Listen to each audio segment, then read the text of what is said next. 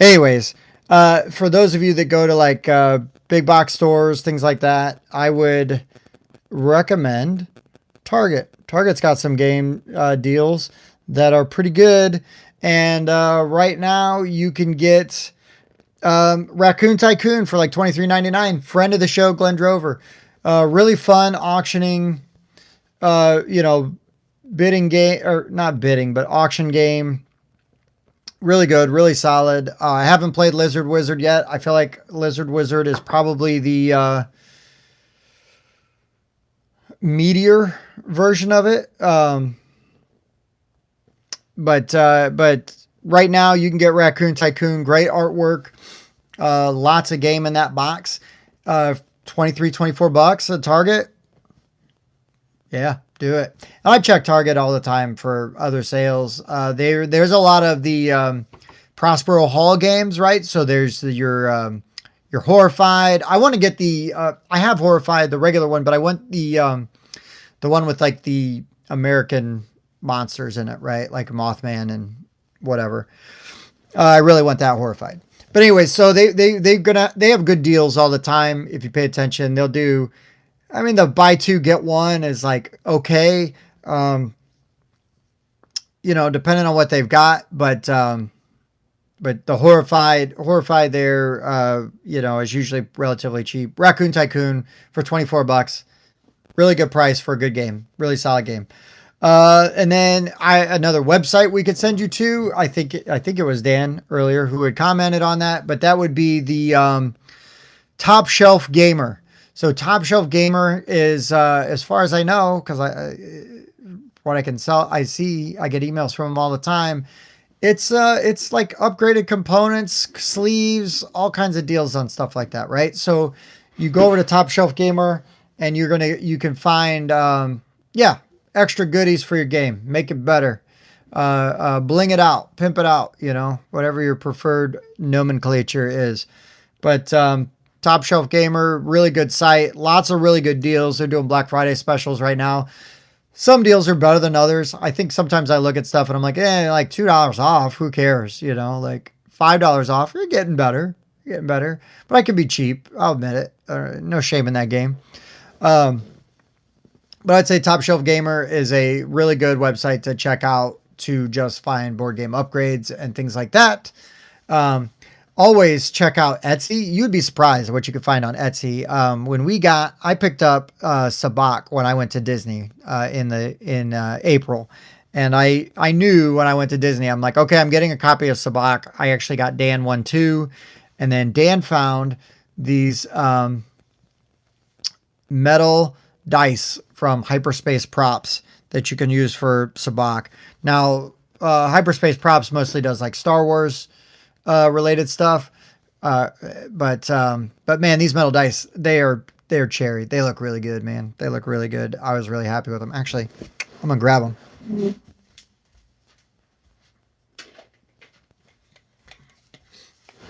Because I threw them in my Sabacc box and got rid of my, but I mean, these suckers are heavy. They like clank. Man, they look really good. They look really good. I really like them a lot.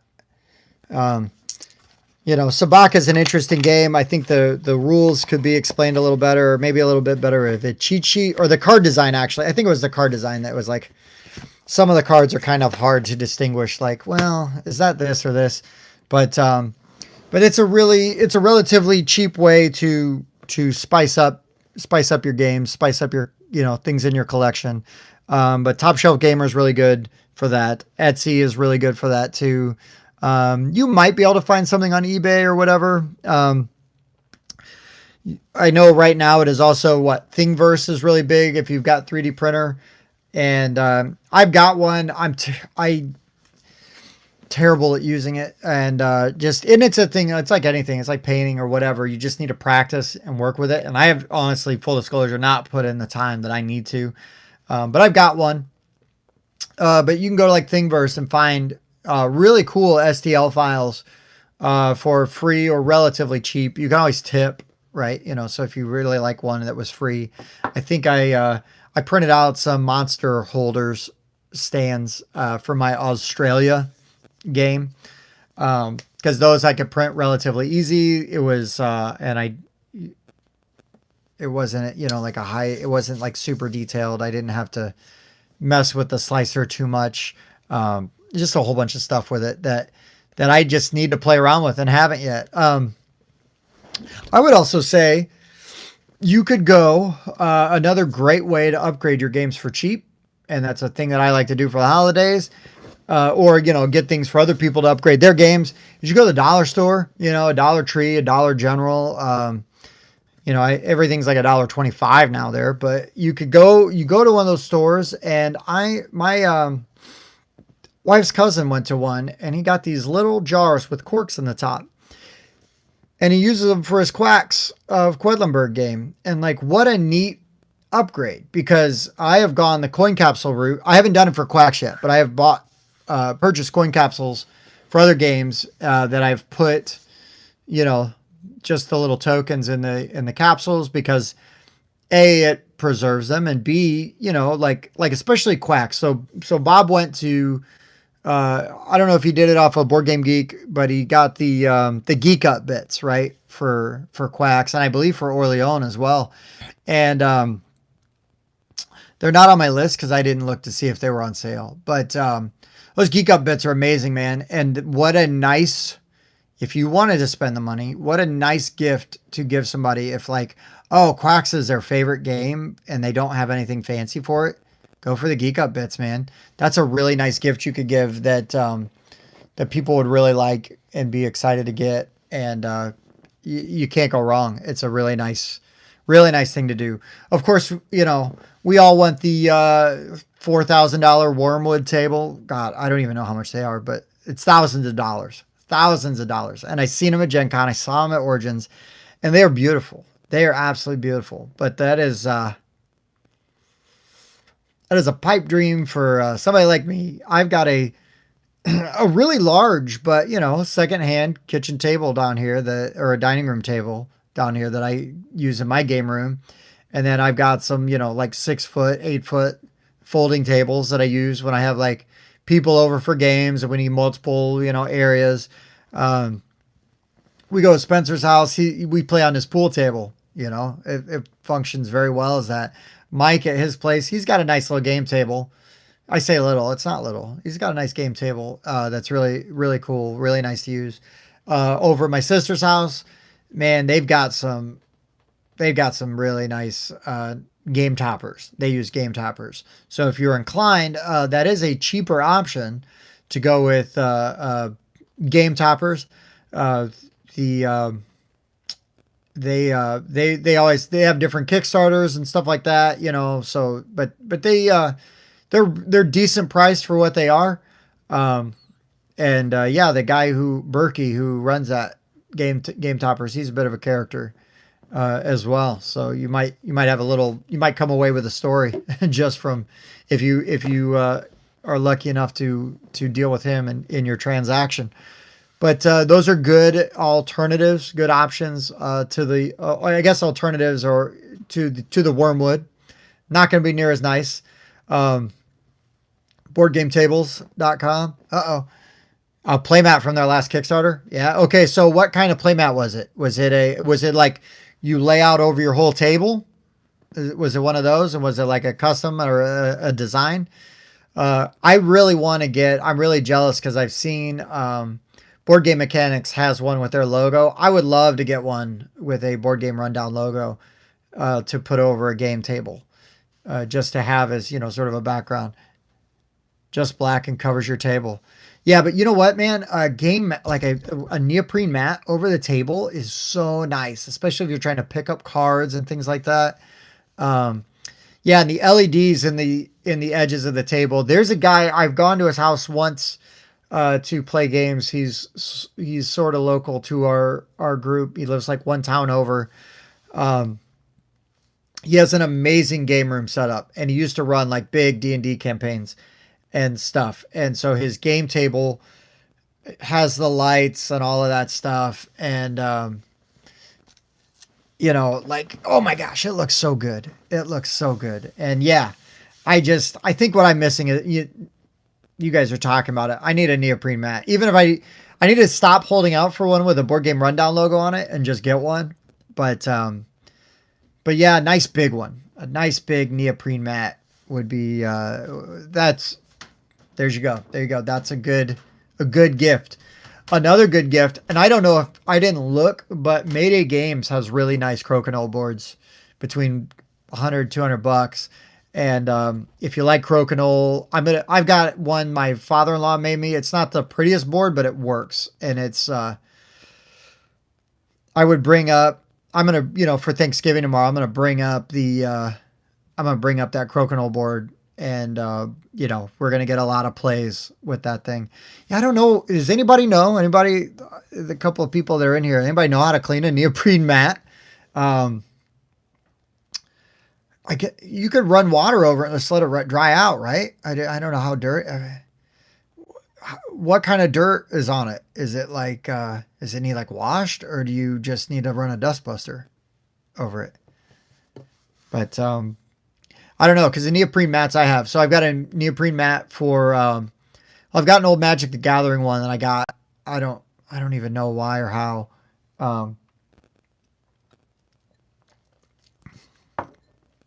I have it, but I have one. And then I've got my Cult of the Deep neoprene mat. And then I've got my WrestleNomicon neoprene mat. So that was WrestleNomicon is a 2-player, basically great old one wrestling game where you're playing cards and they're shifting down, like, so they kind of have like time to land. But the Kickstarter came with this really long neoprene mat, so you've got places to play your cards. It's pretty fun. It's total overkill for the game, but it's pretty fun. And then I have got a Marvel Legendary. Best at Star Trek. Hello, sir. This is my Marvel Legendary. I won this in a organized play tournament, but I love that thing. I love the art on it. And then what they started doing, which was a really cool thing with the Legendary thing, was they started doing, like in Legendary Encounters and all the other things they started putting the neoprene mat instead of the board in there, and then they would have it so you would it just rolls up and it's like in the middle of the thing. And I thought that was a really clever idea, because the neoprene mat is way cooler than having the board, fold up.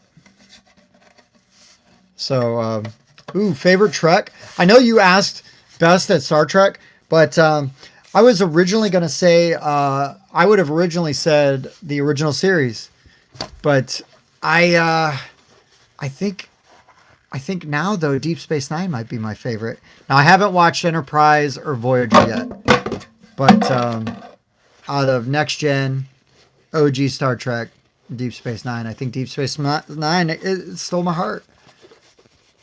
Neoprene mat cleaner. Throw it in the bathtub with Dawn soap, rub it with a bristle brush, rinse with shower head, roll up, press water out, hang dry. Oh yeah, Wrath of Khan. Come on, Wrath of Khan is the best Star Trek. Okay. Well, there's no argument there. Yeah, I need Paramount. I need Paramount Plus so I can watch the Strange New Worlds, right? Because that's on Paramount. Because I think that's on Paramount, and I really, really, really, really want to watch it. I didn't mind I didn't mind Star Trek Discovery. Like, I watched that one, and I'm dying to watch Picard as well, Jonathan. I'm dying to watch Picard. 8,000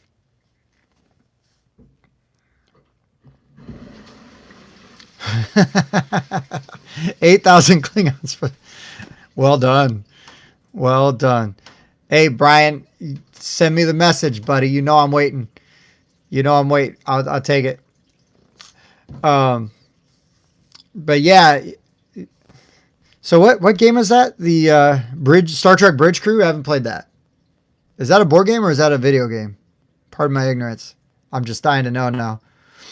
Oh, VR? Okay. So which VR is that on? Just curious.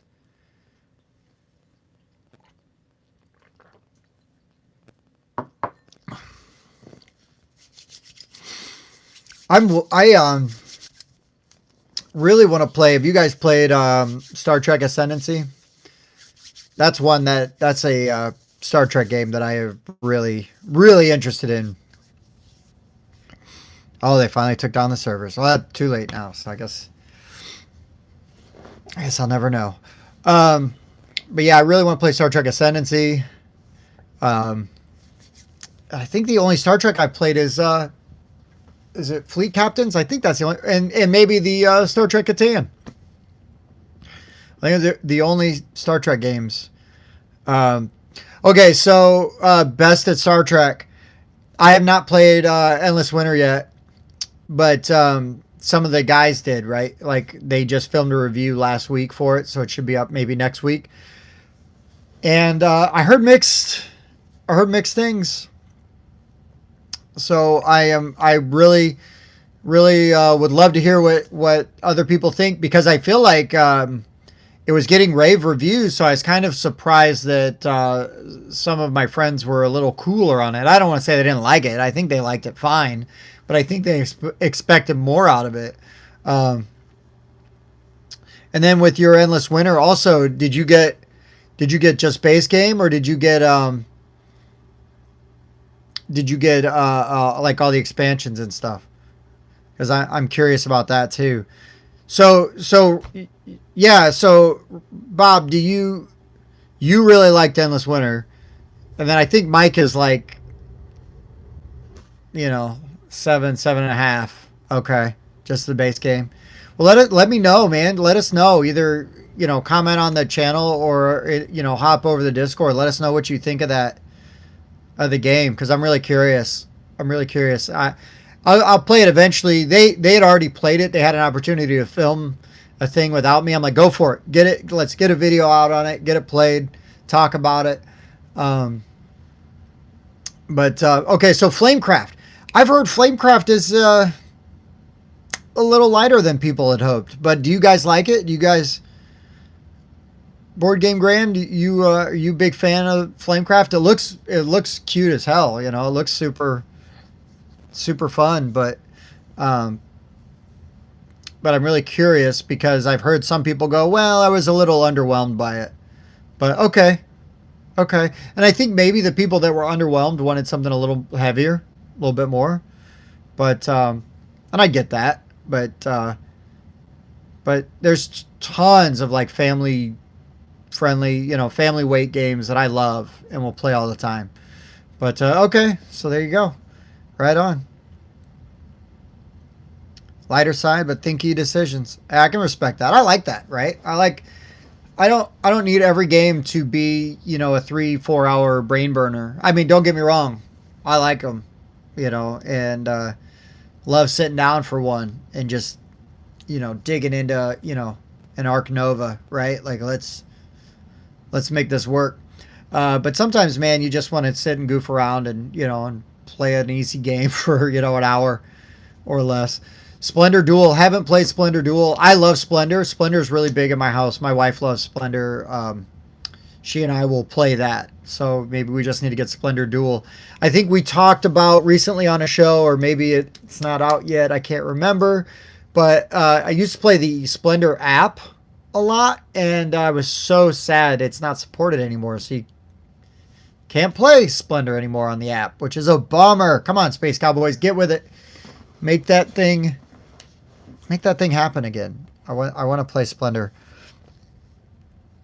But okay, so Bob, are you still talking about Flamecraft then? The versions of cards you can add in and asymmetric flowers? Yeah. Okay, so Splendor's on Board Game Arena. Is it free though, or do you have to pay for it? Because I think some games on Board Game Arena are free and some are not, right? But the Splendor app, though, the thing they had was they had like scenarios and challenges and things like that, and so you could play against an AI. Yeah, I really want to get Marvel Splendor just because I'm a Marvel nerd, but I would never get rid of my regular Splendor. Does Marvel Splendor? Hey, Mike and Katie Show, what's up? Does the Marvel Splendor do? Does it do anything different, or is it just still just Splendor? I'm really curious about that.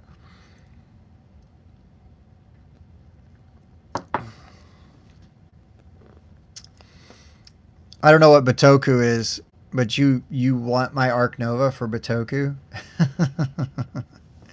Okay, so Marvel Splendor is different. Okay, you have to have some premium star game. Looks like Splendor is one of them. Okay.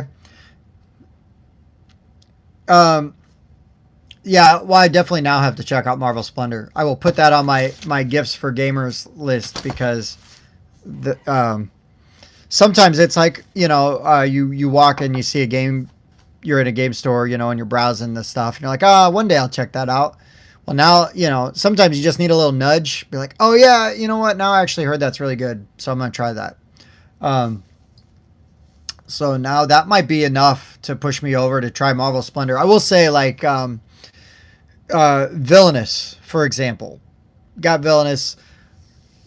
Really wanted to like it. I don't love Villainous. Um, oh, $2 a month. That's not bad. Really wanted to like Villainous. Didn't love it. Felt like it overstayed its welcome. I think the art's great and all that stuff, but we go into it all the time about Villainous on the show. Anyways, but I got sent by one of you guys. Marvel Villainous, and we still have to do a review on it, but I played that and I like that.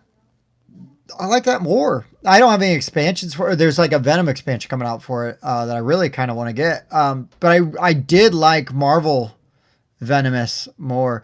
No, I wish I was, or Venomous, Villainous more. I wish I was going to PAX. I'm not going to be at PAX, unfortunately. Maybe next year. So, just because we're talking about it, I guess we're like Northern Indiana, so the Gen Con's super easy for me. My sister lives on the south side of Indy, basically, so I can go to Gen Con. I got a place to stay, so Gen Con very accessible, very easy. The Origins, we went to our first Origins this year, and uh, Origins is like a 4-hour drive. Um, Loved it.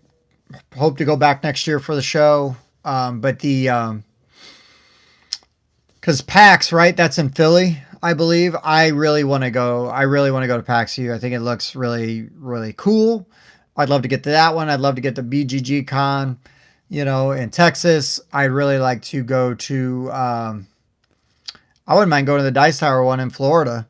But yeah, PAX is it's on the list of ones. It's like one day, man, one day, and we're starting to sort of go more for the show, like and do things like that. So we spent like at Gen Con and Origins, and we've talked about this before, but we kind of split time.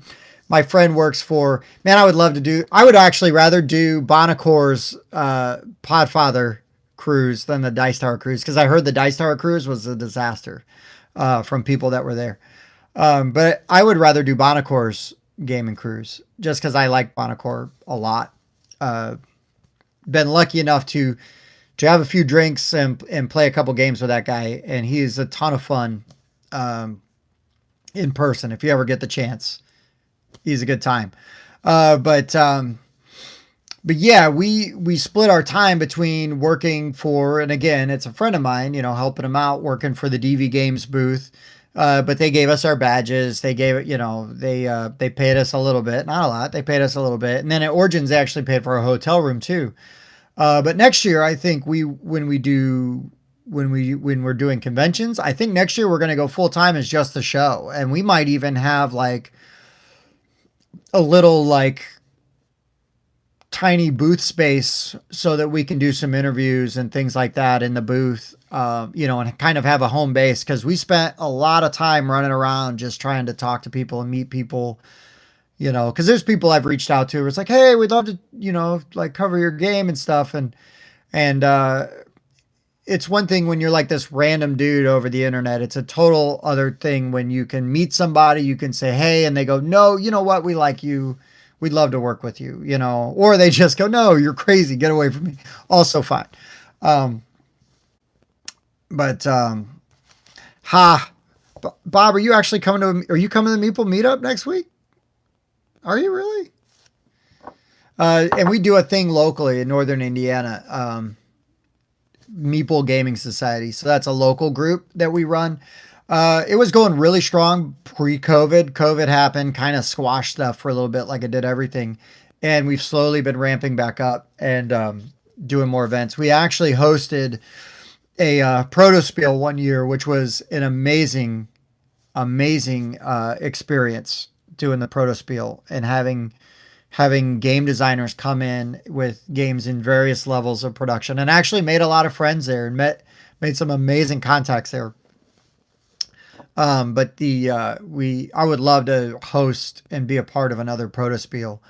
And, we did like we would do a big meetup like once a month, and it was almost like right on, Bob. That's awesome, dude. That is awesome. I really hope to get to meet you, man. That would be a really good time.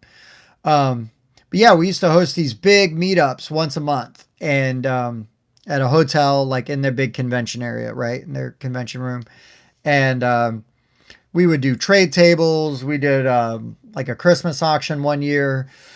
And yeah, it was a really good time, and hope to get back to that level. It's tough now because when we started the Meeple Game Society, I had just started doing the show, but it was really small. But yes, Mike and Katie, we do lots of Kickstarter stuff. And message me, either get it on the Discord, or you can you can find our information at either Game Talk Network. My website is on there, or my website. My email address is on there. You could also, if you jump on the Discord, you can message us, stuff like that. Yeah, I think, Jonathan, the Meeple meetup is on Sunday next week at the store. But anyways, reach out to us, because we've done Kickstarters for our video reviews and stuff for tons of games. Hike It, right?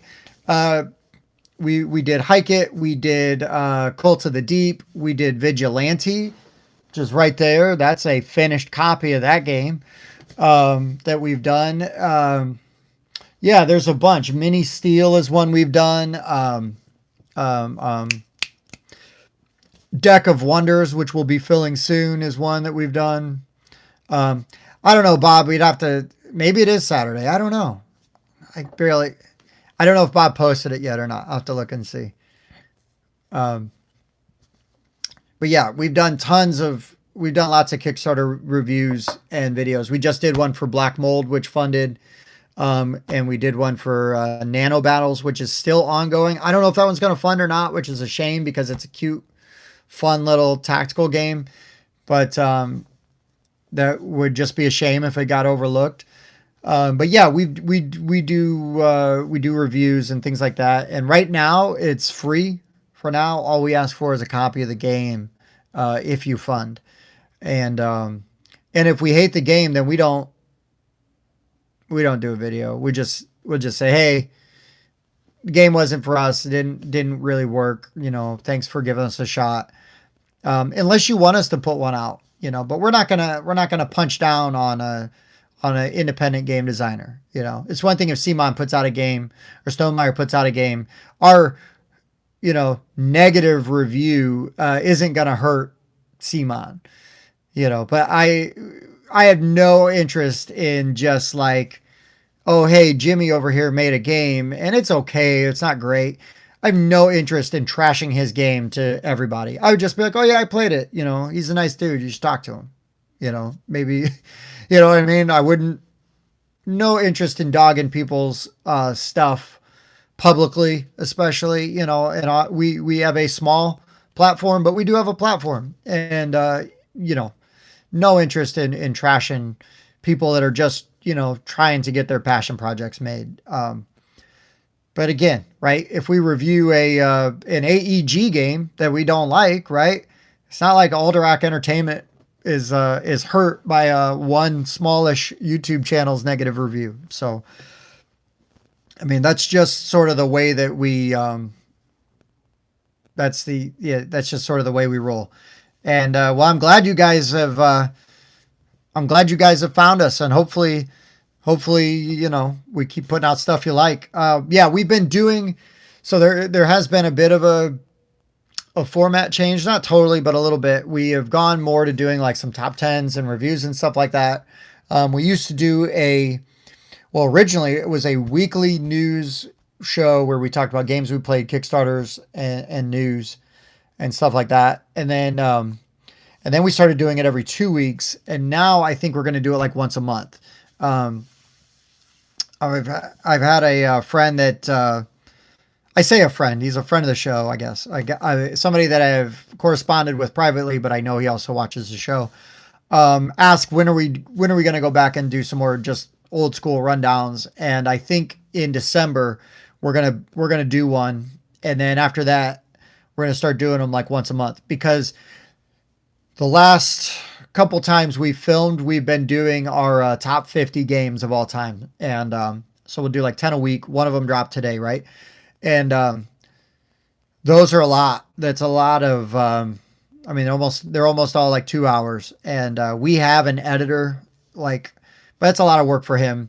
And then we take a lot of time putting together all of our lists and everything, and we sit there for 2 hours, banging out one of them. And there's definitely been some days where we'll do two, back to back, just to get them in the can, right? So they're sitting there waiting to be edited and ready to go. But then there's been a ton of like hot games coming out, right? Like Endless Winter is out. There's Agents of Smersh that we're trying to get played so we can review. I can't even think of the other one. We've got some games that have been sent to us that we need to play and review. Like I've got from the op, I've got the Fire Nation Rising, and I really like the op. They've been very kind to us. They send us most of the time if they've got a new game coming out, and I can ask them, man, thanks to Jonathan, we're gonna have a Terracotta Army review. We still got to get it played, but yes. But so the op, I can just say, hey, I'm interested in this game, and most of the time they send me one. And we always do a video for it, whether it's mixed or we love it or, don't love it, because the op is a big company. So, and I asked for the game, we're going to do a video. But yeah, we've got some stuff like that. We've got, I've just gotten in the mail the expansion Hidden Motives for Vigilante that'll be coming to Kickstarter, I believe, early next year. I've got from Facade Games, Hollywood 1947 that we've got to play and review. That's going to be coming to Kickstarter soon. You can see a video of that right now on the Board Game Mechanics page. Jason's got one over there. And because he actually asked for permission and mailed me the one that his review copy. And then I'll have to pass it on, to the next person when we're done. But we just did the Soul.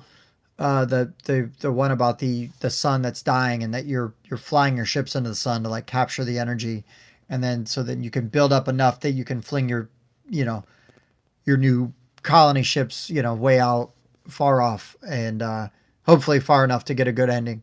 So yeah, man, we've been banging out like all of these really neat and interesting games, really good opportunities, but not Last Light. It's SOL, Soul, and it's got a subtitle to it or whatever. And I'm blanking on it right now. But it was a really neat game, really fun. It's actually a game that the second edition is coming to Kickstarter soon. So the first edition is already out there.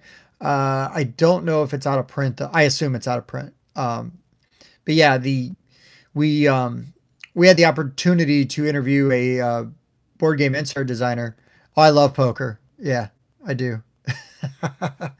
We had the opportunity to interview a guy who designs inserts for board games, and he was doing the insert for that Soul game, and reached out to us and was like, hey, I'm working with these guys.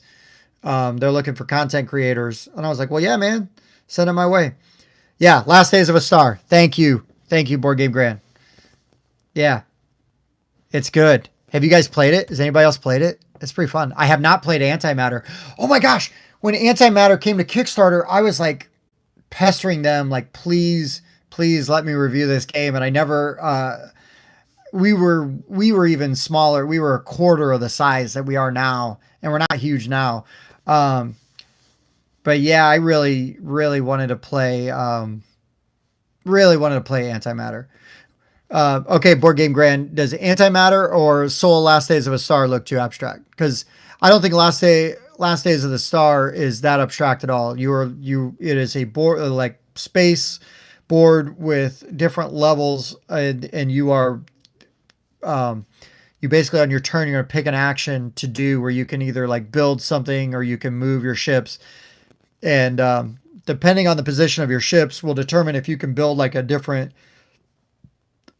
station where you can either generate power, you can build ships, things like that, or gates, which will allow you to travel in closer to the sun. But the other thing is you can also use other people's gates.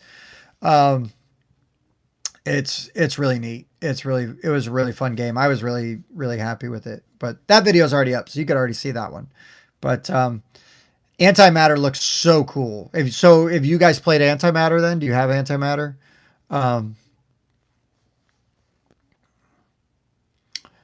because, and then yeah, you could check out our video. Not to like, you know, make you guys go over and watch a video of ours, but you could check out our video. I'm sure there's other people that have videos on it too.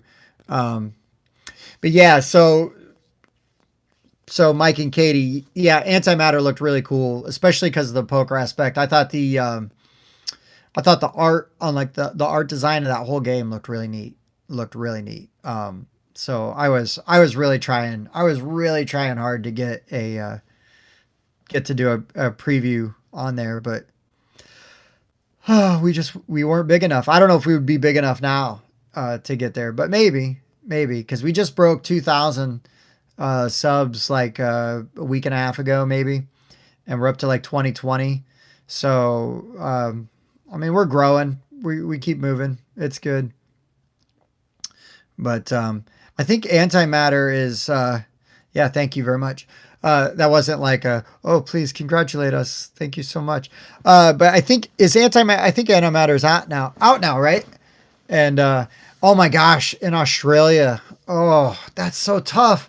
But one of my all-time favorite game designers is like basically local to you, so you should get all of Martin Wallace's stuff because you're right there, right?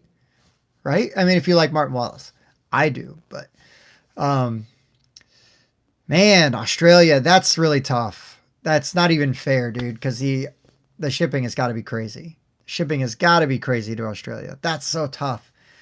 So my my heart goes out to you. Okay, is Phil also from down under, right? As well? Because I mean, it seems like you should, okay, so Board Game Grand, who I'm jealous because you'd be close to is the guys that made Atmosphere. They got their you say Nightmare. Nightmare was the original version of that. The guys that made Atmosphere, I think, are from Australia, right? I think that's a company. So you just gotta find the local guys, right? And round them all up and get in their circles and then do all their stuff, right? Because you could probably make some really interesting stuff doing, Marty Wallace games and things like that. Yeah, see, Atmosphere, it's an old game, man, but and they just had a Kickstarter, and I believe you have until the end of November. So what, like 7 days?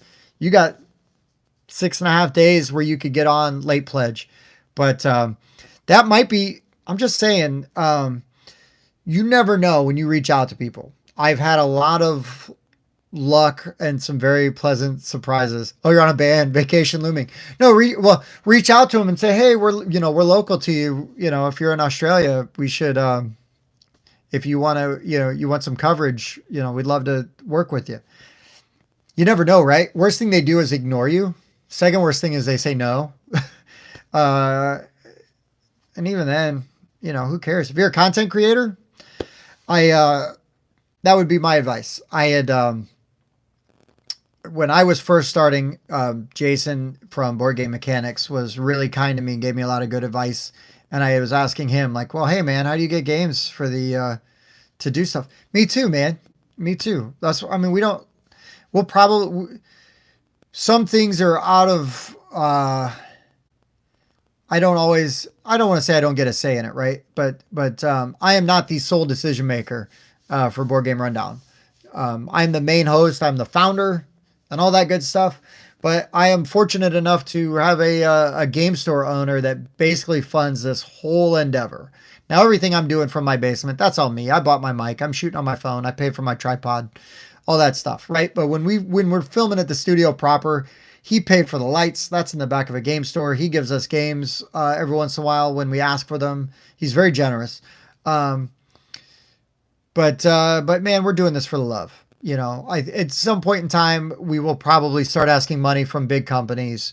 If we get big enough that we can to do reviews, we'll start charging. Now, there's going to be times where I'm not charging small people, like independent guys.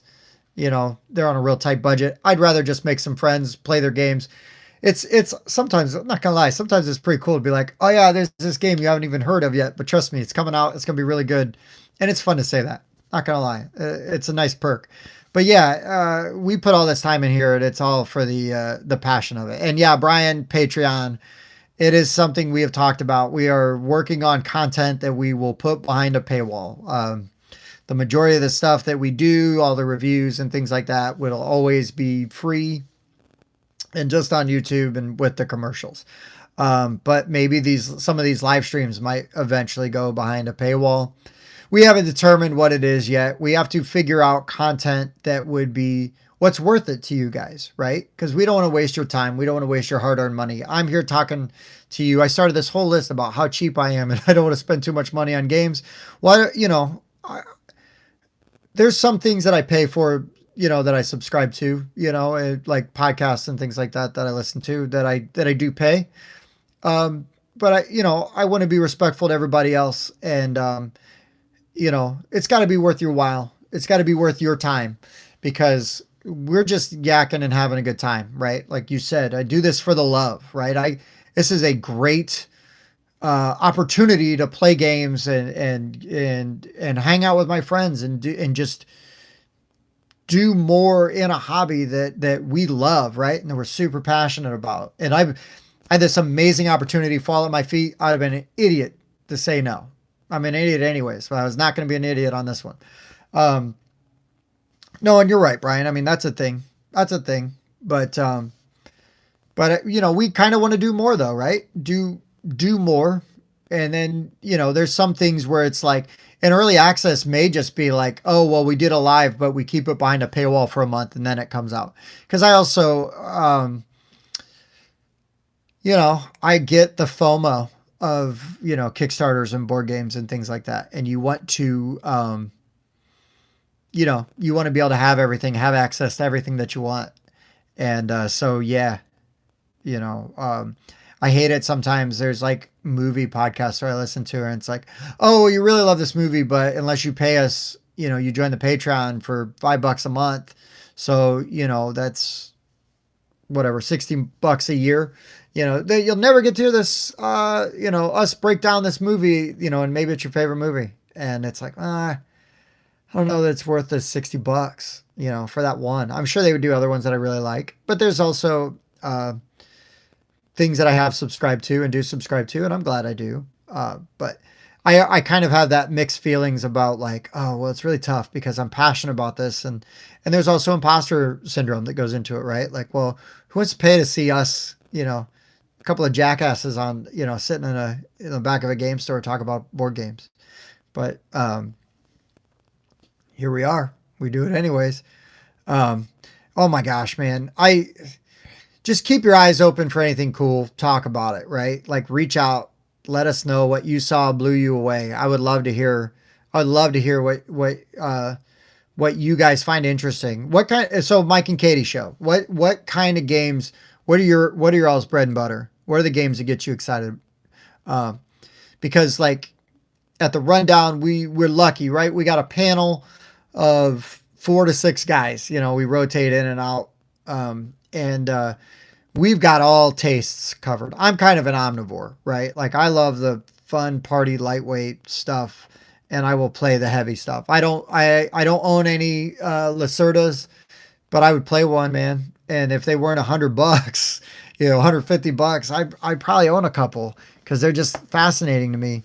But Bob's got a bunch of them. I don't know if he's played any of them yet. I know Mike likes the really heavy games, but yeah, and like if you go and you start watching our top 50, there is barely any rhyme or reason to the games that I like because I am all over the place. Yeah, medium weight is a great place to be. Light to medium weight, it's so easy because I like I like that I enjoy a lot of games in that area because I can go to meetups and everything. And oh my gosh, Jonathan, I just saw a thing about this that Copa in the Dying City, and it looks super cool. It looks super cool. But yeah, I like having the sort of that flexibility to because then if you go to like a big meetup or a convention, and it's like you've been running around the game hall all day, and like I'm fried. I don't want to sit down and try to figure out food chain magnet or on Mars. Like I want to. Sometimes I just want to play Cash and Guns, or Cult of the Deep, or I wouldn't say Smash Up. I want to play Smash Up. Yeah, I was just looking at it's over there on my shelf. But DC Deck Builder, right? That's a game I can shut my brain off. I can go into autopilot and play that game, play it well, and still teach it. Yeah, Clank, Quacks, Ascension. Gosh, I love Ascension. Taverns of Tiefenthal. Yeah, Terraforming Mars. Cash and Guns is not medium. Is it light, Jonathan? I said light to medium.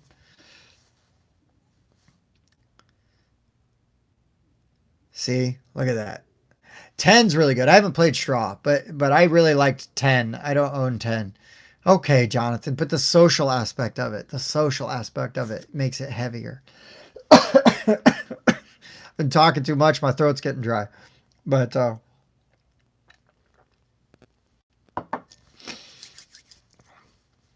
yeah, board game grand. You're right. Depends on the players. No, I haven't played Chameleon. But I have played Insider, which is really, I feel like I think Insider is made by the same group, same company, but I could be wrong. Empyrean. I haven't played Empyrean yet. So Board Game Grand, you're in Australia. So like, I have a question for you then is, I know that, do most games that you see out, which I would assume would just be like the US and Europe. Do most games eventually come to Australia? I assume that it is. Hi, Lindsay. I poured myself a Maker's Mark to get it going.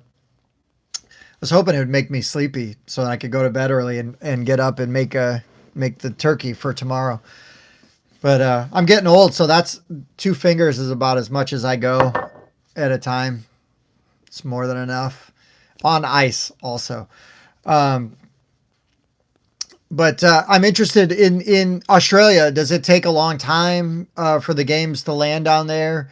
I know I know sometimes the Kickstarter, the shipping can be pretty crazy down there. Yeah, most lesser exclusives. Nostromo, okay, wanted for ages, but it's not out there. Okay, so that's your vacation. You're going to the U.S., huh? Very cool. Yeah, I guess the United States and then Europe, generally we get, depending on the company, so like Portal Games is in Poland. So a lot of their games might come out, Awaken Realms is also in Poland. So they might get games there first. But it also depends, right? Because when you're shipping from China, I mean, kind of all bets are off, right? So, okay, Board Game Grand, are you a native to Australia and then you just like visiting the US? And then where in the US are you going? I know I'm asking a million questions. I'm just curious. Um, when I was in high school, I had a friend named Damien who was from Australia and his parents worked at Notre Dame. I live like 2 miles from campus. His parents worked at Notre Dame, and it was funny because whenever we got in the car to go somewhere and his mom was driving, she would always start to drive on the wrong side of the road and freak everybody out. Um, but there's a funny story apropos of nothing. Um, but yeah, I don't even see, and this is a blind spot I have is I've been so busy with my own stuff. I haven't even looked to see what's coming out at PAX and what they're showing at PAX because Gen Con and Origins tend to be the big releases here. And then, I feel like PAX is probably like a lot of previews and stuff coming up. Okay, UK, Australia, visit US a lot, but not since COVID. Oh, yeah. Oh, you're going to Disney. Right on, man. That's great. We we do we did Disney in April and it's a fantastic time. Man, Jonathan, you ain't kidding, man. I would love to go to Spiel. There's real vendors. I like it. Yeah. Yeah. So PAX is the vendors show. Kind of like Origins, right? Origins is a lot of it's more the vendors show, right? You get a lot of deals get made at Origins. Um, but I'd love to go to PAX because I've never been to Philly. Oh, you're doing the Star Cruiser. Holy crap, dude. I'm so excited for you. I hope it's amazing. Please, please, please, please let me know how that is. If I could ever talk my wife into spending the money on that, I totally would. But we love Disney. So Spiel's a huge bucket list. Yeah, man. Spiel would be so amazing. I've been to Ireland. That's the only, I guess, and I've been to the Bahamas. That's the only two times I've been out of the country, technically. Ireland, I was there for a week. I could have stayed there a month or forever. Um, oh yeah, going over Christmas. That'd be great. That'd be great. Good for you, man. I hope you have a fantastic trip. You know, as a native of the United States, I love it. Ooh, my cat wants to say hi. This is Thor. Hey, Thor. You can't really tell, but he's got one eye. That's why his name's Thor. You see? He's a snuggler, and he probably wants food. So he came down here to bother me. Or he likes to sleep on my little game couch down here. And so, yeah, we've got two cats. We got Thor and D'Artagnan. Listen, in Thor Ragnarok, calm down, Jonathan. Thor Ragnarok, Thor lost an eye, spoiler alert. And also, we didn't name him Thor. We got him. We adopted him, and somebody else had named him Thor because, and it was right when the movie came out. So I know, Odin, but I didn't name him. We also have a cat named D'Artagnan, no teeth. I don't know why we have disabled cats. I think we're at like a local pet shelter called Pet Refuge, and we were visiting cats and stuff like that. And we felt really bad because he was like an older cat, probably not going to get adopted, no teeth. And we felt really bad for him. And like, well, this is the one we're going to adopt. We're not going to adopt a cute, nice, shiny, fun kitten. We're going to get this old cat with no teeth. But D'Artagnan's a sweet cat. Thor, he will, if you're sitting, like he doesn't have access to behind me right now, but he would come and he will just sit across your shoulders if you let him. Or like on your face. He is almost like a dog in that aspect. But no, we are animal lovers, and we always say we're on a pet reduction plan, but somehow we keep ending up with pets. Like, one passes on, we go a couple months, and we get another one. So yeah, one passed a year ago. Yeah, that's tough. 14 years old. That's so great for a cat. That's old. But that's great.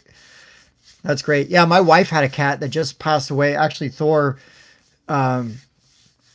She had a cat that she'd had since college. So she had this cat for like, I don't know, I think Tibby lived for it to be 18. She was old. Also, one eye. So that's why when we got Thor, it was sort of like, well, I guess we just have this tradition of having one-eyed cats now. Before, years ago, I had a three-legged cat. I don't know what it is with me and cats with disabilities. I think I just got a soft spot because I'm worried that nobody else will want them. You want to take care of them. But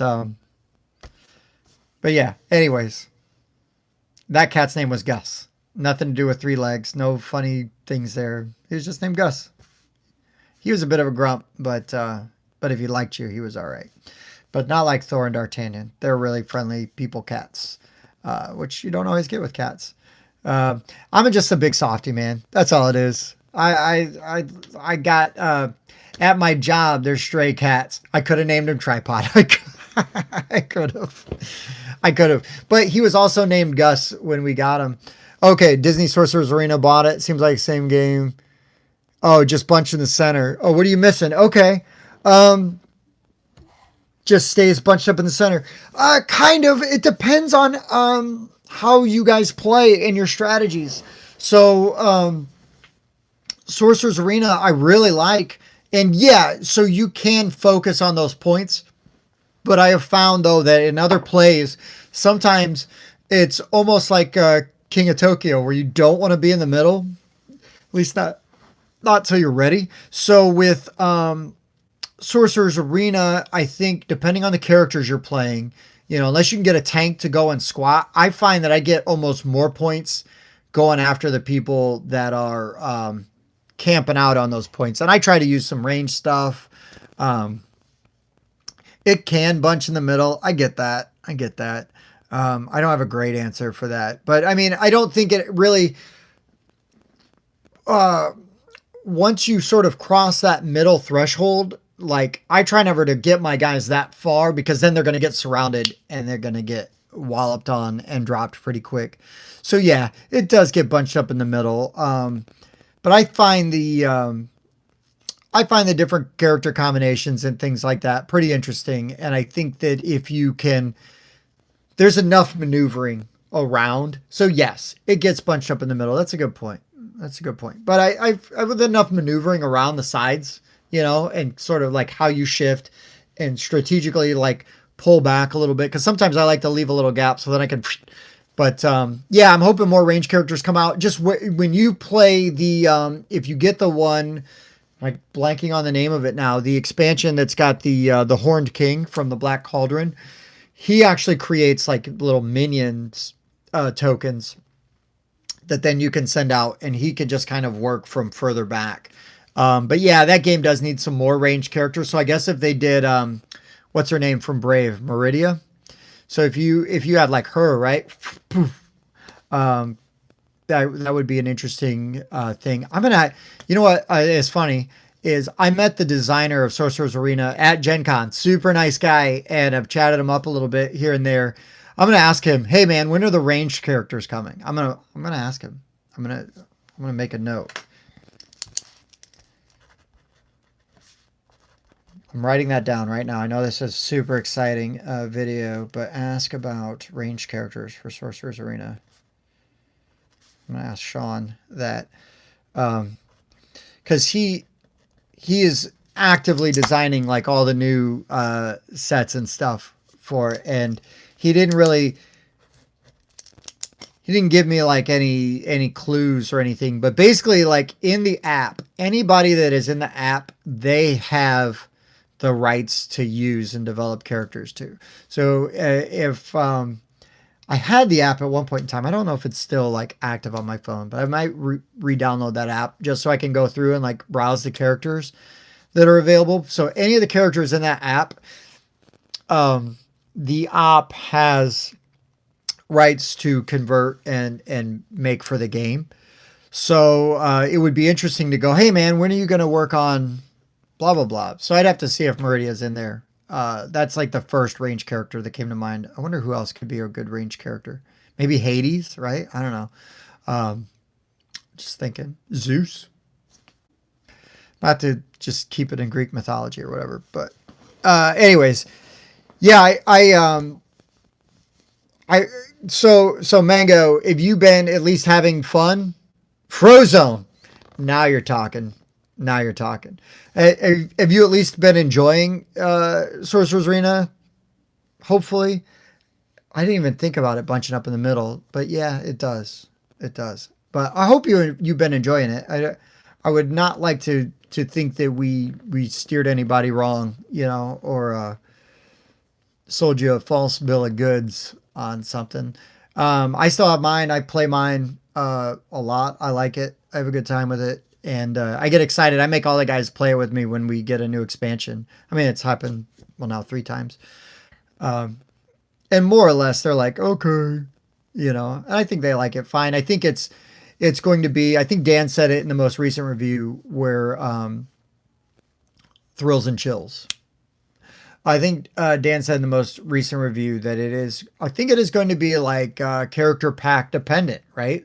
So like Marvel Dice Throne is going to have the same issue where if you're not as excited about one of the characters or both of the characters, you may never pick up that character pack unless you're a completionist.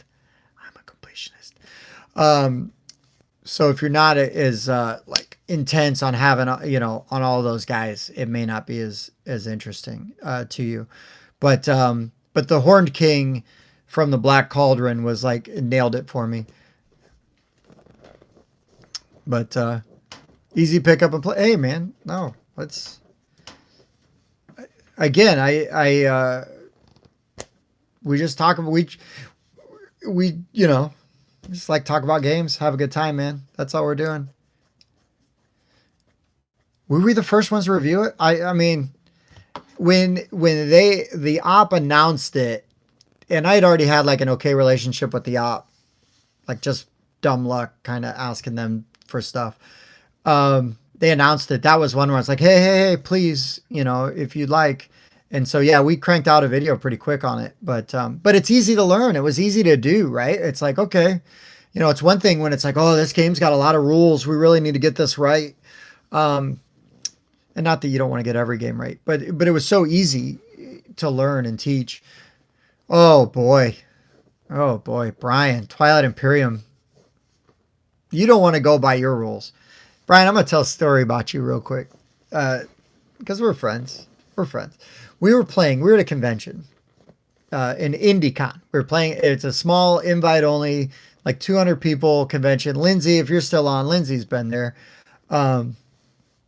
We were at an IndieCon, and it's like a Saturday night, all day of playing games. Brian knows where I'm going with this. Brian, we're all day of playing games, and somebody, I don't remember who, somebody's like, we need to play Twilight Imperium. Now, for those of you that don't know, Twilight Imperium is like a 4 to 6 hour, maybe 8 hour game, depending on player count and who knows how to play the game, so on and so forth. Oh boy. Lindsay, I know. I want IndieCon to come back so bad. So bad. I got to go to it. I've been going to IndieCons for a little bit, but I got to go to one with Lindsay and her husband, Ben. It was really nice. It was a lot of fun. I believe you guys taught me Can't Stop, which I'm thinking about buying off of the Eagle Griffin Games site. But anyway, so we're there at this IndieCon a couple years ago. This was, oh my gosh, 5 or 6 years ago. We're at this IndieCon, and we're playing. We decided it would be a good idea to play Twilight Imperium at like 11 o'clock at night. And yes, Can't Stop is so much fun. So we decided to start playing Twilight Imperium at 11 o'clock at night. I am teaching a brand new group of people to play Cthulhu Wars at like 8 the next morning, I think. Now, IndieCon, the game room is open all night long. So you can be there as long as you want, as late as you want. No big deal. Well, we're playing, and I think it's like 3 in the morning. And every time Brian's rolling his dice, he's rolling them in a box, and you're rolling these 10-sided die. And it's like, oh, I missed. It's like, Brian, oh my gosh. Brian, like, how are you not hitting? He's not hitting. He's like, I keep rolling all these zeros. Like, Brian, you cannot roll a 0 on a 10-sided die. It's impossible. Cannot do it. Turns out Brian was rolling 10s quite a bit. They were zeros. He saw zeros on that 10-sided die and did not realize that that's how 10-sided dice work. So I think at that point I was like, all right, guys, these are like my next 5 moves. I'm going to bed. They finished the game without me. I just gave up. I rarely would do that. Brian, love you, man. Sorry, I had to out you. But oh my gosh. It was exactly. Oh my gosh, it was so funny. It was I mean, clearly it was funny. Like 6 years later, we're still telling the same story. But yeah, I would love to go to IndyCon or Grand Con, Bob. I think that would be a great time. I really, it's a 2 hour drive for me, if that. It's maybe an hour and a half, because Grand Rapids isn't that far. But but yeah, man, IndyCon, that's the great thing about going to these little conventions too, or even the big ones, is the games you play with people and the stories you get to tell, and that is, Dan and I talk about this all the time. Is the fellowship from playing the games is like 99% of the experience is the joy for us is the playing the games with you guys, right? And meeting all these people that I would never know, never meet, and all these amazing people, these amazing stories and different backgrounds and different parts of the world, even I would never meet if it weren't for board games. And the games are fun, the games are great, but it's the interaction with everybody, the fellowship that I get from hanging out and meeting new people. It is my favorite thing in the world. I absolutely love it. Absolutely love it. And yeah, we'll give Brian a hard time about those zeros on those 10-sided dice. Dang it.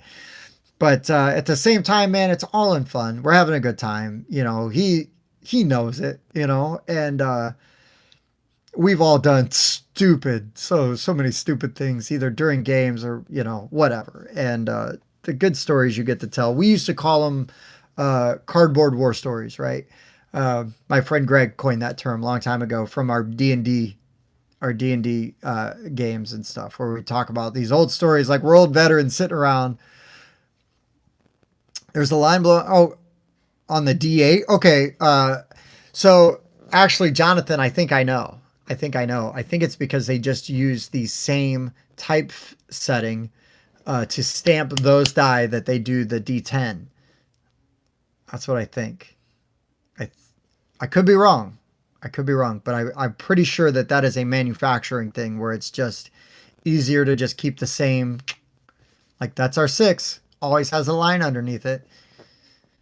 But, why do males have nipples? Just happens. Like, same thing, right? Same thing as a line below a 6? No? Maybe? But anyways, guys, so I'll run through my list. I've been going for a while, golly. This has been so much fun. You guys are amazing. And I was talking to Mike and Dan and stuff about this, and it's like, these things, you guys make me want to do it more and more and more because it's so much fun. Okay, you had a booth at Gen Con. You were demoing your game. This kid's hanging out, turns around, couldn't care less about your game, and you just want to play a board game with somebody. I mean,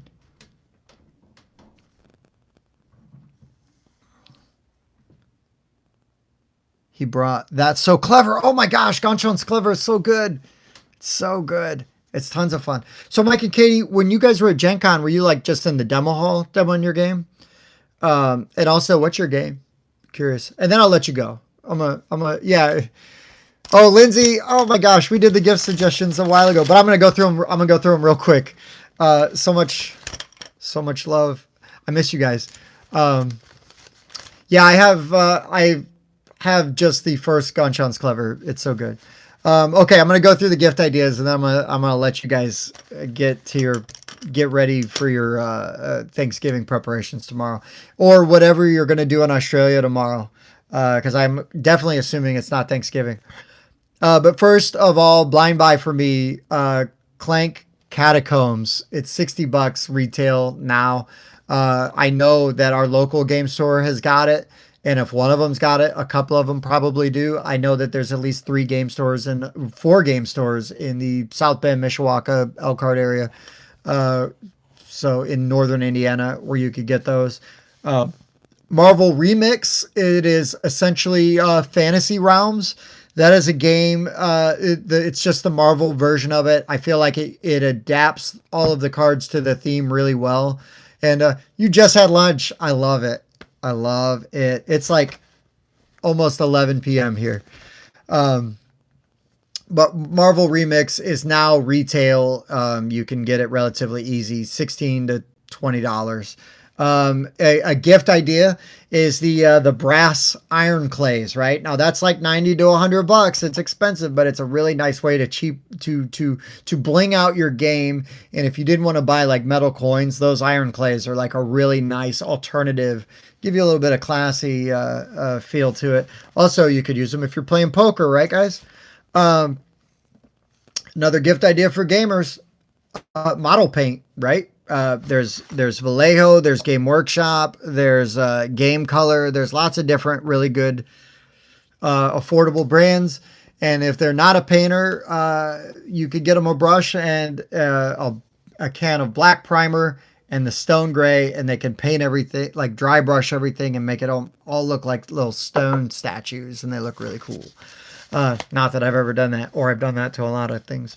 Or even just like a strong tone wash over your minis will really make them pop.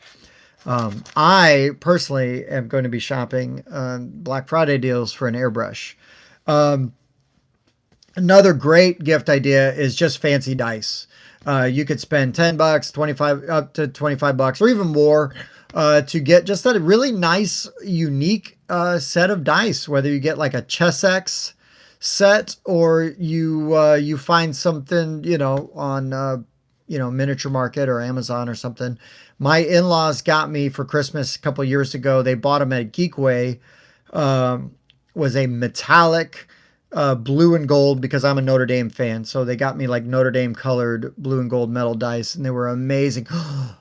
Real obsidian dice. That's amazing. Yeah, the old days, man, the dice were just, you're going to get a block of green dice or a block of blue dice. Now you can get some really amazing things. But dice are always a nice, oh yeah, Wormwood. Super cheap, right? Um, but dice are always nice. I like that one, crayon.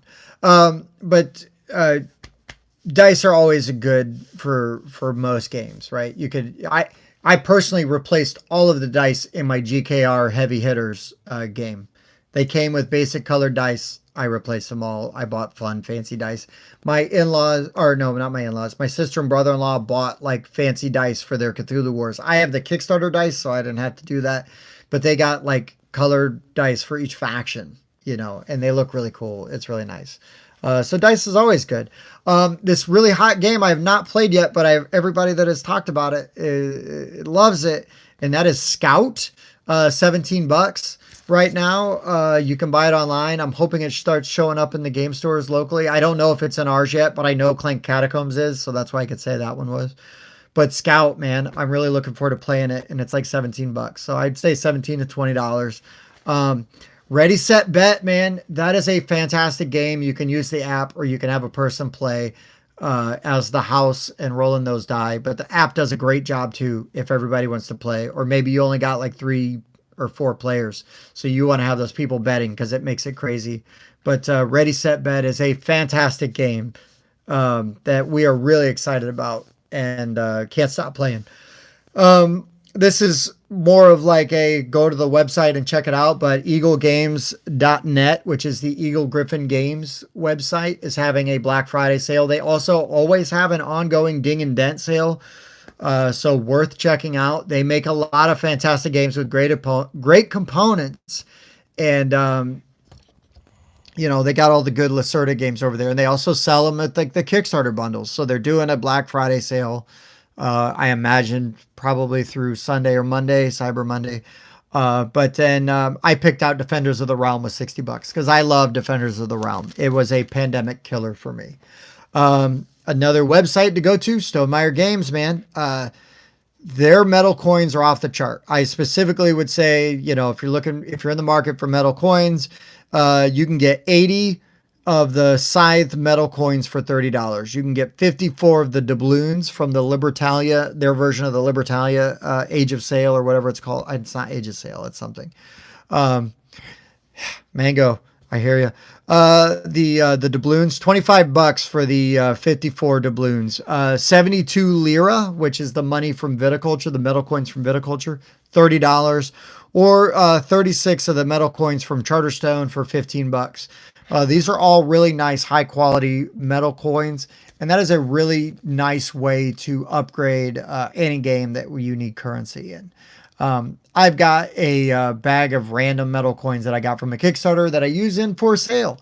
Even like that's my favorite one to use, or my favorite example to use for that, because it's like that game doesn't need metal coins, but I use metal coins for it anyways because I can.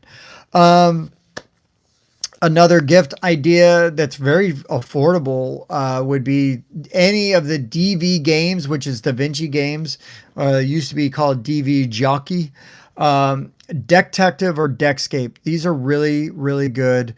Oh my gosh, For Sale is so good. It's one of my favorite games. It is one of my favorite games. It's so cool, very easy, tons of fun, plays super fast. I love that game. But DV, and also For Sale is on sale at the Eagle Griffin Games website. But DV Games, Deckdetective or Deckscape, these games are all like 15 bucks. Little one-time escape room, murder mystery. I haven't played Skull. I'd love to, but the DV games, Deckscape games, play it once, reset it, and give it to a buddy, give it to a friend. Ask, pass it along. Those are great, fun little games that we enjoy quite a bit. I've also on my list, I've got Cult of the Deep. It is a fun, sort of horror twist on like Bang the Dice game, but there's more going on with the ritual tracks and everything. So it makes it a more interesting experience to me. And Bang the Dice game is a ton of fun. The Western theme, it's great. It's a classic. Again, DV games. But Cult of the Deep, it's by BA Games. Brother's awesome. I became friends with these guys, but they were a Kickstarter that we did a review for. And then when we met them at Origins, it's like, holy crap, did we just become best friends? Yes, we did. I love them. They're great people. And their game's really good. Amazing artwork. And so if the horror culty theme doesn't bother you, it is a great alternative for a slightly heavier version of Bang the Dice game. I guess it takes it from a lightweight game to a light to medium weight game. But really good. Right now, Red Rising is 15 bucks on Mini Market, standard edition. Don't get the deluxe edition. The colors are impossible to tell apart. The cubes, it's got some nice things in the deluxe edition, but really the standard edition is where it's at. The only thing you're really missing is those gold foil inlay on the cards. But Red Rising has great art, and it's Stonemaier Games. 15 bucks on Mini Market. It's fun. It's solid. I prefer Marvel Remix because I like the theme better. But it's a little lighter. Red Rising has a little bit more to it, but Red Rising was very solid, and it's a slightly crunchier version of Fantasy Realms, but I mean, it's not hard to get crunchier than Fantasy Realms or Marvel Remix. Clash of Cultures is also on sale, Monumental Edition for 95 bucks. That's a pretty good price. It's usually about 120 to 150 depending. That is a game I have not played, but I'm dying to play it. So I was like, well, if it's on my list, I'm going to put it on like my own personal list. I'm going to put it on the list that I'm going to put out into the ether. Abyss, right? So Abyss is a Bruno Cathala game, right? So Bruno Cathala, Abyss is a great sort of push your luck set collection game with amazing artwork, and the expansion for it, the Kraken, and it's got the Black Pearls in it, is only 15 bucks on Mini Market right now. That's a great price for that. And if you haven't played Abyss, well, look up Abyss and see how much that is on there, because it's really good. Another couple of deals that I saw on Mini Market while I was over there was Equinox. So if you get the less popular box, it's $22. And if you get the cool looking box, it's $25. Same game inside. It's just what box cover you want. And, but Equinox is a great sort of like you're betting on which species of fictional creatures is going to make it, and you can manipulate it a little bit by playing cards out. But it's great. Yes, I am referring to Miniature Market, the online site. That is correct. We call them mini market around here, but yeah, miniature market. And again, I said it at the beginning of the first version of the show before my thing shut down. Is normally we try to promote local game stores. Like that was sort of the initial vision of the show, and so we never really mentioned Amazon or Miniature Market or even Target or Barnes and Noble. But this is a different version today, right? This is like, hey man, go out and find some gifts. And you're not going to find all those gifts at your local game store if you're lucky enough to even have one. Not everybody's even got one, right? Or one that's very good. Sometimes they only cater to Magic the Gathering or Pokemon or even, Warhammer or War Machine or whatever, so even the local game store we film at, I mean, board games is like a small part of that. But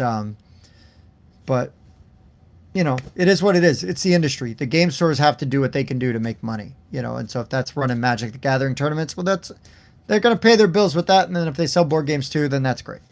But so yeah, today we're kind of breaking that rule a little bit and trying to go through and say, hey, these are the other sites to check out. So yeah, Ankh right now you can find, I think, on Cool Stuff or maybe Card House, like 62 to 70 or $65 to $72 on different shops. Oh man, yeah, PA. I imagine like the guys in Secret Cabal, right? They live in Pennsylvania, and it sounds like in the Secret Cabal podcast, it sounds like they got access to a couple of really cool game stores. It's got everything. There's one in Indianapolis. If anybody's in the Indianapolis area, I say go to Family Time Games. Shane and Sandra, the husband and wife that own that store, they don't really mark anything down in their game store, but they don't mark anything up either. And they buy a lot of stuff. They bring a lot of stuff in. And so you'll get lucky, man. They'll have out of print stuff and you're not paying through the nose for it. You are paying MSRP for it. And they're good people. I love their game store. But anyways, while we're talking about good game stores, like tons of options, and they are a board game store. They do a lot. It's just tons of board games in there. So Brian, check them out. They're on the west side of town. Another good deal, Target right now, Raccoon Tycoon, $23.99. Really good Glenn Drover game. I am a Glenn Drover fan. Raccoon Tycoon's got great art, good components and everything. It's a Forbidden Games title. Lizard Wizard is out now as well. I haven't played that yet. I think it's like a crunchier version of Raccoon Tycoon. But I know that Raccoon Tycoon is on sale at Target. And Target usually has some pretty decent sales, so it's definitely worth checking out. They get a lot of Prospero Hall Funko games, so you'll see like Pan Am there, or like Top Gun or Jaws or The Shining. So, because Prospero Hall gets a lot of movie IPs to do stuff with. And whether or not you love all their games, they're usually pretty interesting. And they do, Wavelength, $20 at Target. Is that where you got it? At Target? I need to get Wavelength. I played Mike's Wavelength at my birthday party. Yeah, right on, man. I had a good time with Wavelength. I thought that was really good. So yeah, again, Target is a great place to look for games. And they run sales all the time. They'll do like buy two, get one free, buy one, get one half off, things like that, all the time. So just keep them on your radar. Barnes and Noble. What's up, Brian? Barnes and Noble is also a really good place to check, mostly when stuff goes on clearance. I'm cheap, so I would try. If I'm going to buy a game for full price, I'm going to buy it from a game store for full price, just because I've been a gamer for a long time. I like to support those stores.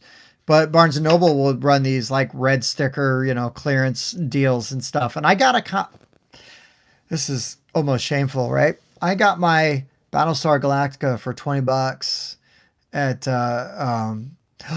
with Glenn Drover. Oh my gosh, friend of the show. I met him at Gen Con. He was amazing. He was so kind to us. Super nice dude. But yeah, I bought my Battlestar Galactica at Barnes and Noble for $20. Yeah. Battlestar Galactica, the game that is insanely stupid to get right now. Don't overpay for it. It's a great game, but don't overpay for it. You can get unfathomable and it's the same game with just a not as theme dependent. Yeah, no doubt, dude. They only had one, but I bought it. And then the last one on my list is go to Top Shelf Gamer.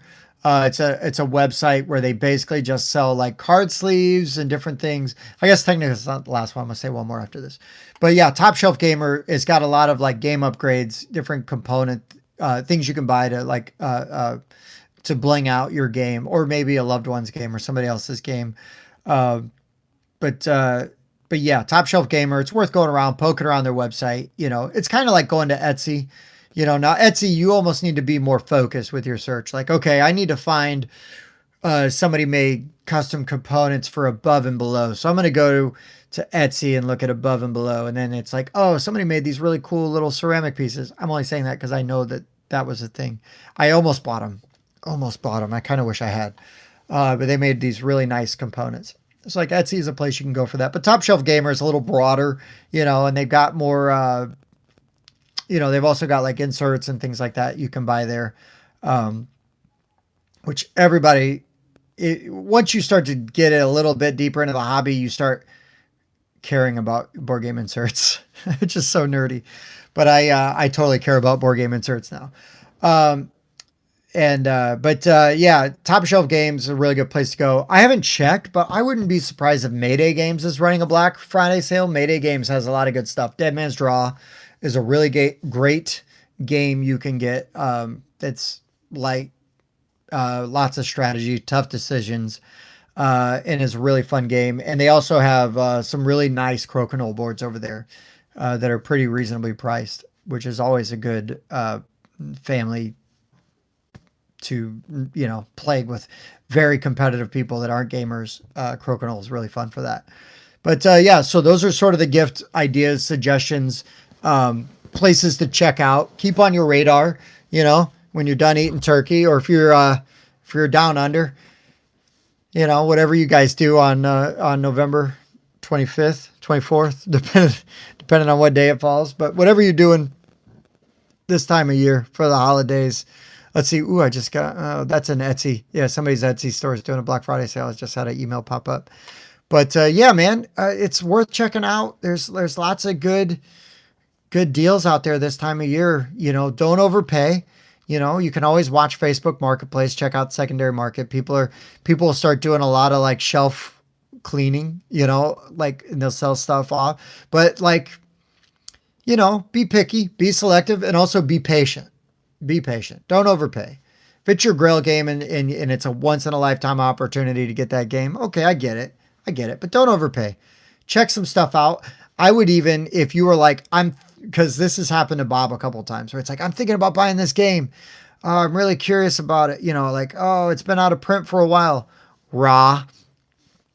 Bob went and bought Raw like on the secondary market. It was an incomplete version. Then he went and bought all the Geek Up bits. And then 2 weeks later, the reprint for Raw with the Ian O'Toole art went to GameFound. And it's like, Bob, if you would have asked me, I would have told you. I would have told you that Raw was coming out. Bob also, when we first played Taverns of Tiefenthal, he ordered that from Germany, had it delivered. Yeah, Jason, see. But Bob ordered Taverns from Germany, had it delivered, and the same week it arrived at his house was the same week I was able to go to my game store and buy it.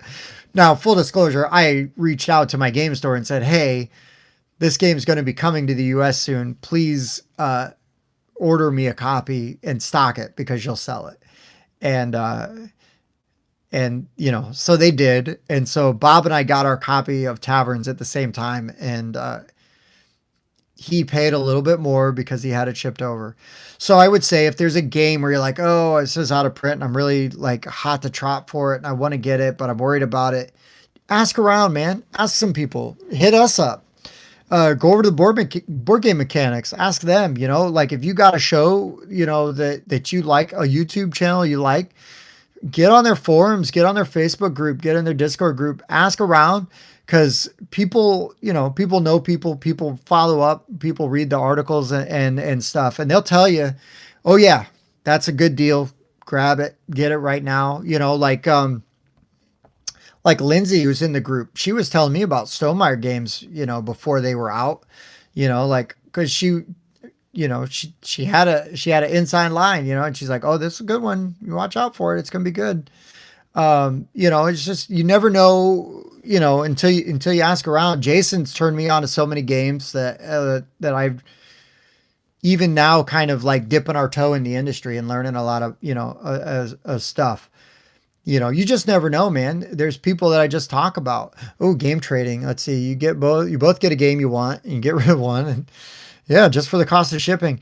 You're right, Ryan. I need to do more trading, to be honest. Sometimes though, like I have a hard time sometimes parting with my games, even if I don't love them. But yeah, we used to host. I know I kept saying I was going to stop and I keep talking. We used to host when we would do our big meetups. We would do trade tables. So you would you can't just throw like I can't just throw Sabak on here. But yeah, Ryan, hit me up on Discord, man. You can't just throw Sabak on the trade table and then hope that you're going to get Ankh. But we would try, throw a decent game on the table, and then we would randomly draw names out of everybody that threw games on the trade table. And then you would just get to, your name got called. You got to go up and pick a game up off the table. I mean, for the most part, everybody had a pretty good experience with that. I've gotten some really cool stuff, and sometimes you just take something to get something. But yeah, trading is really, really great way to go and stuff. Oh, Blood on the Clock Tower. Oh, did you watch our review, Mango? Not that you have to. You totally don't have to. Spoiler alert. We all liked it. Loved it, except for Andrew. But Andrew doesn't like good games. No, just kidding. He does. But he doesn't like social deduction games. But man, Blood on the Clock Tower was such a cool experience. It was really good. All right, Mango, here's what you do. You get on the Discord. You hit Mike up for his print and play. You get it cheap. You get Mike's for cheap, and then make Mike go buy a real copy of it. And then Andrew the Outcast. So you guys know Andrew. Oh yeah, Andrew's a good dude. And again, right? Another fun thing about having a panel of dudes on here. He's so wrong about Euchre. Am I right? He's wrong about Euchre.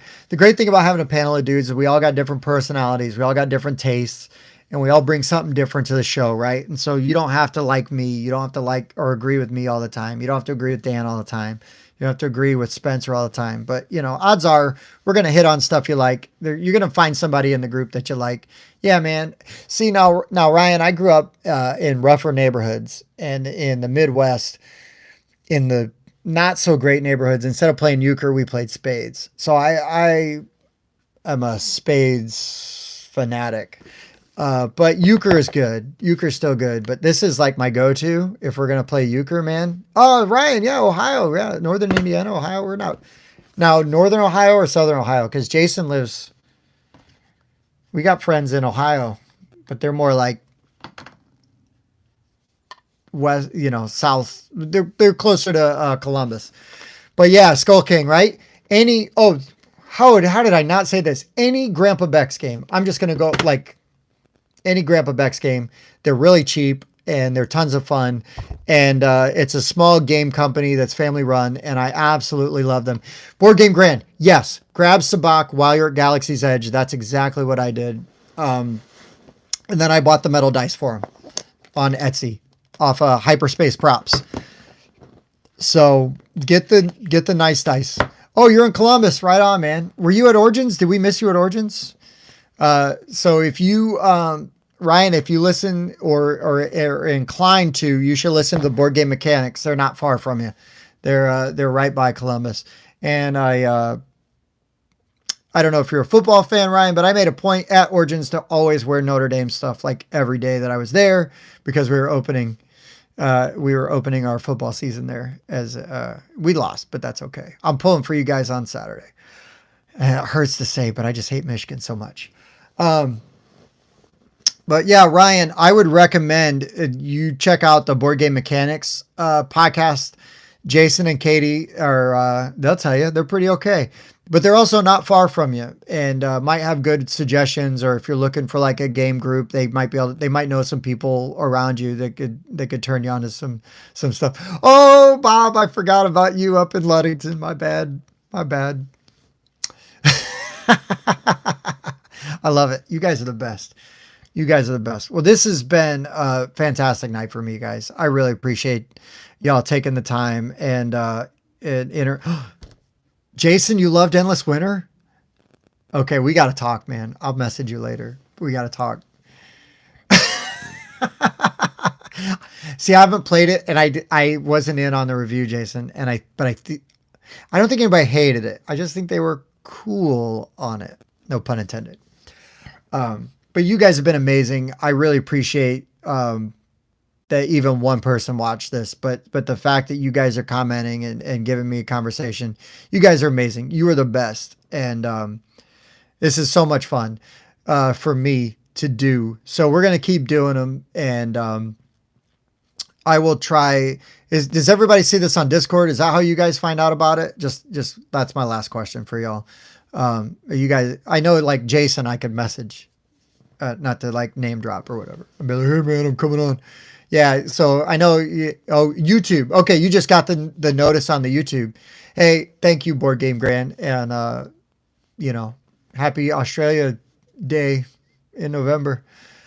Just on YouTube, right on, Lindsay. Live stuff's top of the feed. Okay, YouTube notifications. Right on, man. Okay. So if you hop on Discord, usually I'll post something. Well, I haven't done it on Facebook, but I don't know. Facebook stuff's like, it's not as bad as like Twitter where it's like actively dying, but Facebook stuff's hit or miss. But okay, cool. Well, thank you guys though for taking the time to pop over. And as long as people keep coming and talking to me, I'm gonna keep doing it because it's a blast. And, try to. Oh, see, Jason's catching on. Oh well. You guys have been great. Thank you so much. Please have safe holidays, safe travels, whatever you're doing in the next week. Yeah, Ryan, I'm also on Facebook, man. You can find me on Facebook. Yeah. If you go to the Facebook page or in Discord, you can message me. I'm Timbot on there. But yeah, you guys are amazing. I love you. Oh, Lindsay, no. At least Jason, so I don't feel bad about that. But you guys are the best. Thank you so much. Be safe, safe travels, whatever you're doing. I hope you have an amazing time doing it. And, be kind to everybody because that's what we do. Lindsay, you're the best. I miss you in bed. We got to get together for games sometime soon. But yeah, peace and love to y'all. Have a good night.